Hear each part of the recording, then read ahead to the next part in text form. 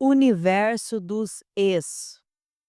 Ao longo da vida, pode-se trocar de companheiro desde que a morte do amor os separe. Viver bem juntos é desejável, mas viver unidos pelo compromisso firmado no passado, quando nada mais existe entre ambos, é pouco saudável. Como disse o grande poeta Vinícius de Moraes, o amor é infinito enquanto durar. O homem e a mulher se comportam de modos distintos na separação. Os bens são divididos. Ele fica com os bens materiais, o dinheiro, ela com os bens afetivos, os filhos. Hoje, essas divisões são menos radicais. Hoje em dia, não é raro que a mulher separada com filhos volte a morar com os pais, principalmente por questões econômicas e administrativas. Não é uma reminiscência machista, pois, quando há possibilidade, a maioria prefere continuar morando em sua casa com os filhos enquanto o marido procura outro lugar para morar. Percebo que homens separados agem de forma muito diferente. Alguns homens desaparecem da vida dos filhos e se comportam como se fossem solteiros. Saem de casa e vão para um flat, abandonando o esquema familiar. Se têm dinheiro, querem morar sozinhos e aproveitar a liberdade. Se querem liberdade, é porque se sentiam presos e vivem um período de nomadismo sexual. Às vezes, cumprem apenas o que a lei determina em relação à antiga família. Acabam se transformando em ex-pais. Entretanto, o homem tem evoluído e alguns, ao montar sua moradia, têm condições de reservar também um ambiente para os filhos, que podem ir dormir lá nos fins de semana ou em qualquer outro dia. Esses ex-maridos não vão se transformar em ex-pais. E os filhos podem contar com eles, pois muitas vezes os pais se revelam até mais participativos do que antes, quando eram casados com suas mães. Recentemente, vi um homem trocar as fraldas de uma menina com menos de 2 anos de idade num assento de avião em pleno voo. Constatei que eram pai e filha. Trocar fraldas do bebê em casa muitos pais já fazem, mas viajar sozinho com criança que ainda come comidinhas de bebê e usa fraldas é um bom avanço para não se transformar em um ex-pai. De modo geral, o homem descasado se ufana da nova independência e autonomia. Logo arruma companheiros para a farra. Enquanto isso, a mulher ainda se sente desvalorizada se não tem um companheiro ou uma relação estável. Quando isso acontece, não raro ela acaba tentando compensar a frustração afetiva conjugal, exagerando no papel de mãe. Acaba sendo hipersolícita para os filhos e continua exaurindo a sua própria autoestima por não estar se realizando. Nem sempre, porém, os acontecimentos seguem esse padrão. Há homens que sofrem muito ao serem largados pelas mulheres que ficaram com os filhos. Há também mulheres que ficam com muitos mais soltas e saem à noite, viajam com amigas, realizam sonhos antes impossíveis, inclusive assanhamentos até então impensáveis. Em geral, a mulher fica com os filhos e tenta manter a dinâmica familiar. Se arruma um namorado, ele entra numa família constituída. Portanto, ela continua no esquema familiar, enquanto o ex-marido volta à vida de solteiro. Às vezes, os filhos manifestam o desejo de morar com o pai. Nesses casos, é preciso averiguar se o interesse dos filhos se deve ao afeto ou à possibilidade de ter uma vida economicamente mais folgada e psicologicamente mais solta que na companhia da mãe. O homem separado tem a liberdade de fazer o que quiser, mas logo percebe que precisa cuidar das próprias roupas, da comida e de tudo o que era feito ou cuidado antes pela esposa. Nem sempre ele consegue estruturar a vida sem a ajuda de uma mulher. Viver sozinho por aventura pode ser gostoso, mas por obrigação pode tornar-se um tanto difícil. Não raro, o homem se descuida da roupa, alimenta-se mal e desorganiza às vezes até mesmo a vida profissional. A sensação de independência e autonomia logo se transforma em solidão, e ele acaba ficando mais sujeito a doenças psicossomáticas, ao abuso de drogas e à depressão. Geralmente, esses são os sintomas que podem surgir de um ex-marido que também se tornou um ex-pai. Separada e exuberante. Quando o homem é machista, a mulher se liberta com a separação. Do ponto de vista pessoal, ela em geral sai ganhando. Com maior autonomia, cuida-se mais, empenha-se no trabalho, tem mais possibilidades de participar de reuniões e viajar. Deixa de ser uma mulher do lar que trabalha e adquire o status de pessoa que trabalha e tem um lar. É uma working mother. Famílias unipessoais. Morar sozinha é uma tendência mundial. Somente na cidade de São Paulo há 318 famílias unipessoais, sendo 42% do sexo masculino e 58% do feminino, compondo 10,7% dos lares existentes, mapeados pelo IBGE no censo 2000. Em todo o Brasil, mais de 4 milhões de pessoas vivem sós. É muita gente morando sozinha? Então saiba que São Paulo está em oitavo lugar no país, pois em primeiro vem Porto Alegre, com 17,2%. Em seguida, Rio de Janeiro, 13,6%, Florianópolis, 12,9%, Vitória, 11,9%, Curitiba, 11,3%, Belo Horizonte, 11% e Salvador, 10,8%. Na comparação com duas cidades dos Estados Unidos, lá esse percentual é ainda maior. Washington, 39,5% e Nova York, 27,2%. Existe também um movimento em sentido contrário, o dos filhos maduros que trabalham, mas ainda moram com os pais. Aqueles que moram sozinhos enquadram-se em dois perfis: viúvos com filhos crescidos que saíram de casa, grupo composto na maioria de mulheres que não quiseram casar-se outra vez, jovens que não quiseram constituir a tradicional família, solteiros ou casados que preferem morar separados. Boa parte está só por escolha própria, visando a melhorar a qualidade de vida. Outra parte é composta de pessoas de baixa renda que, por diversos motivos, ficaram sozinhas. Essas, além de sós, sofrem de solidão. Entretanto, não é porque se vive só que se é solitário, pois, em geral, cria-se certa solidariedade formal entre vizinhos. É claro que nenhum vizinho fica batendo a porta do outro, mas diante de uma necessidade mais urgente, a vizinhança acode antes de a família chegar. Outro tipo de vínculo passa a existir, bem diferente do familiar. A maioria não desgosta da família, mas prefere-a como visita. As famílias unipessoais mostram que a constituição familiar tradicional está se modificando. O mercado imobiliário e outros adaptam-se ao consumidor single. Jamais passaria pela cabeça de uma chefe de família comprar uma só colher de purê de batata e uma coxinha de galinha, pois atualmente os supermercados vendem porções individuais de tudo, saladas lavadas e prontas para comer, sem que se tenha de comprar um pé de alface e comê-lo até não aguentar mais. É preciso ficar atento aos rumos da civilização.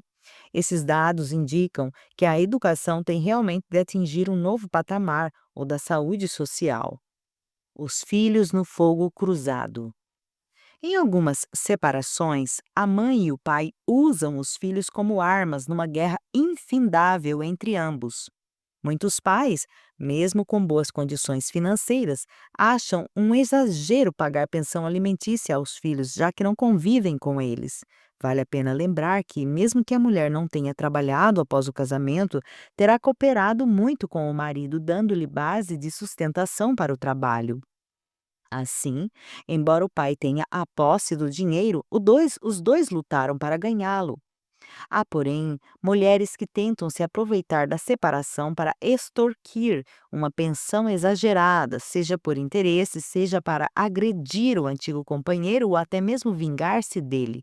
Um não quer dar, o outro quer mais, aí é que realmente um se recusa a dar até o mínimo indispensável. Isso leva o outro a querer muito mais e a briga continua. O pai ataca os filhos para agredir a ex-mulher, briga para reduzir a pensão só para chateá-la, usa os filhos em sua defesa em conflitos não resolvidos com a mãe deles. Em meio a todos esses ardis, há seres humanos inocentes que precisam do pai e da mãe para se tornar cidadãos. Os casais separados não podem jamais esquecer as responsabilidades sobre os filhos. Algum tempo atrás, acompanhei um rapaz de 16 anos cujos pais tinham se separado via 4.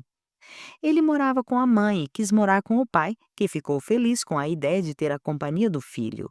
A mãe estava prestes a concordar quando descobriu que o filho era usuário de maconha. Como o pai ficava fora o dia todo, o garoto usava sua casa para fumar com um amigo. A mãe também trabalhava fora, mas telefonava durante o dia e o incomodava. Quando a maconha foi descoberta, chamei os pais. Foi muito bom ter conversado com ambos, porque se responsabilizaram igualmente pelo filho. Estavam separados, mas continuavam a agir como pai e mãe. Embora não se falassem, o interesse pelo filho foi maior. Com o tratamento, ele parou de usar a droga. Pai folgado, mãe sufocada ou vice-versa. Não é raro que o pai separado tente comprar o perdão dos filhos com passeios e viagens. Arma-se então o modelo clássico do pai recreativo e da mãe sacrificada. A mãe acompanha as tarefas da escola, leva ao médico, cobra disciplina. Acaba se tornando a mãe chata. O pai faz grandes gestos, aparece na frente dos amiguinhos, leva o filho e toda a turma à lanchonete e faz festa com tudo. É o folgado que se transforma em papai show. Algumas crianças pisam na alma dos pais que se remoem de culpa pela separação. Quando um cônjuge assume a responsabilidade pela separação, sofre acusações e cobranças do parceiro e dos filhos, que descarregam nele o culpado assumido, a raiva pela frustração de não ter mais os pais unidos. Se os pais não tiverem postura firme de educadores, essa situação poderá atrapalhar a formação dos filhos. Meu filho, minha vida. Certa vez recebi no consultório uma jovem de 18 anos, filha de pais separados. Viera por causa da maconha. Percebi que seu problema era maior. O pai casara-se outra vez, a mãe não. Empresária, dedicava todo o seu tempo livre à filha, que morava com ela. Vivia a vida da garota e a sufocava. Não tinha vida própria e impedia a filha de ter a dela. O pai montou outra família, mas continuava desempenhando a função de pai. Conversava e orientava a filha quando necessário. Já fazia terapia. Sugeria à mãe e à filha que também fizessem terapia. Quando a mãe recuperou sua dignidade, passando a ter vida própria, os problemas da filha diminuíram. Um dos grandes riscos da separação é que um dos pais se anule e passe a dedicar-se totalmente aos filhos. Naturalmente, eles crescem e se tornam independentes, o que a mãe ou o pai hipersolícitos não estão preparados para aceitar. É da vontade dos pais que os filhos cresçam, mas tal crescimento implica maior autonomia, ter vida própria e, portanto, se afastar um pouco dos pais. Então, o pai e a mãe, ou um deles, ficam sozinhos porque os filhos alçam voo e vão preparar seu ninho em outro lugar. Se eles não tiveram vida própria por viverem apenas para os filhos, são acometidos pela síndrome do ninho vazio, mais insuportável ainda porque depois de velhos não sabem mais viver para si mesmos. Cabe aos pais ajudar os filhos a ter vida própria. Essa, aliás, é a parte mais difícil da educação, preparar o filho para a sua independência. O bom educador trabalha para que o educando dependa cada vez menos dele. Há pais que dizem: quero meu filho sempre comigo, saber tudo da vida dele, ser seu melhor amigo. Essa é uma pretensão que foge à realidade. Pai tem de ser pai, mãe tem de ser mãe. Amigos são escolhas afetivas. Amizade é uma qualidade relacional diferente. Com o amigo, o filho faz farra, transgride, troca segredos íntimos, compartilha dores de cotovelo. Quando estão com os amigos, os filhos fazem coisas que, em geral, não fazem com os pais e não deveriam fazer mesmo. Os pais devem educar. O pai e a mãe podem ter um excelente relacionamento com o filho, mas atribuir-se o título de ser seu melhor amigo é pura pretensão. Adoro minha filha porque me conta tudo. Doce ilusão. Por mais que conte, não quer dizer que conte tudo. Conta o que é contável. Cidadania dentro da nova família. As famílias eram grupos unidos pelo DNA na relação vertical do macho alfa.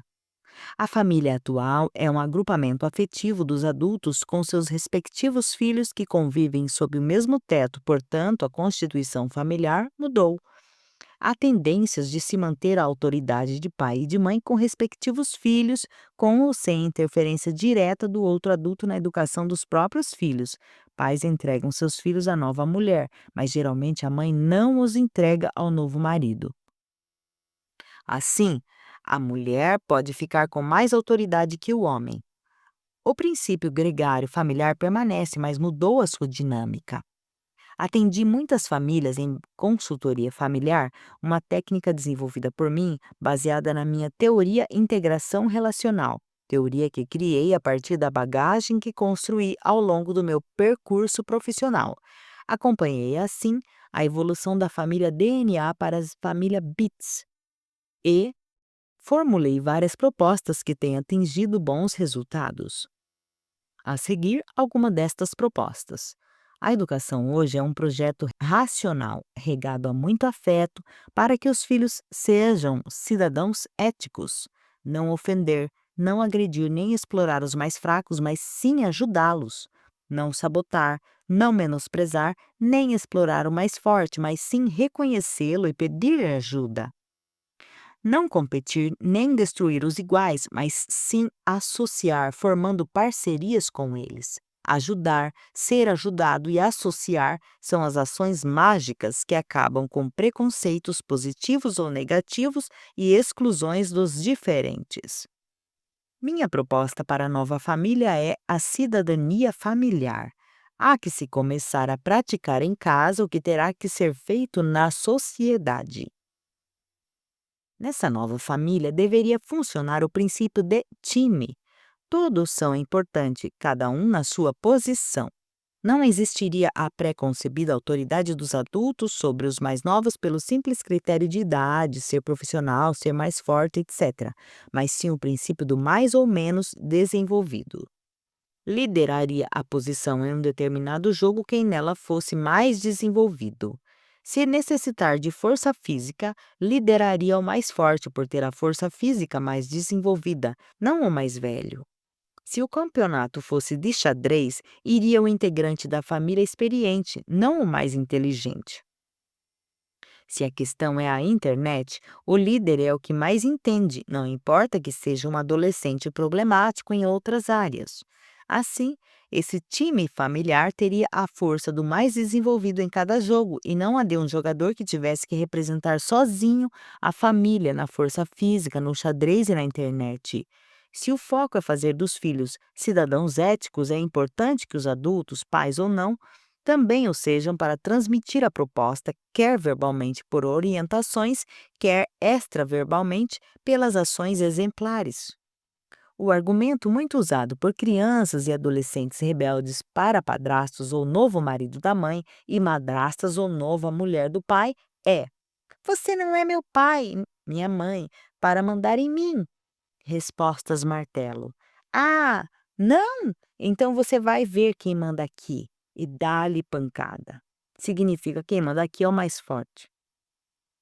Então eu vou contar tudo para sua mãe, seu pai, e fecha o tempo. Significa quem manda aqui é a mãe ou o pai DNA.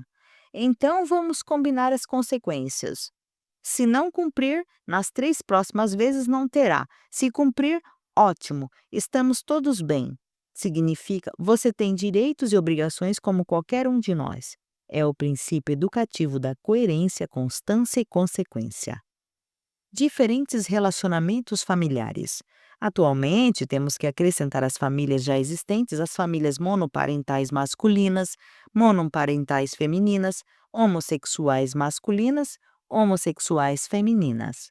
Os papéis não são mais determinados somente pela questão do gênero, do feminino e masculino. Ser sangue do sangue não é mais condição para que duas crianças ou adolescentes convivam e se considerem irmãos. Há casais que reúnem sob o mesmo teto os filhos do atual e dos antigos relacionamentos, e assim constituem uma grande e saudável família. Houve uma época, não há muito tempo, em que essas reuniões seriam simplesmente impensáveis.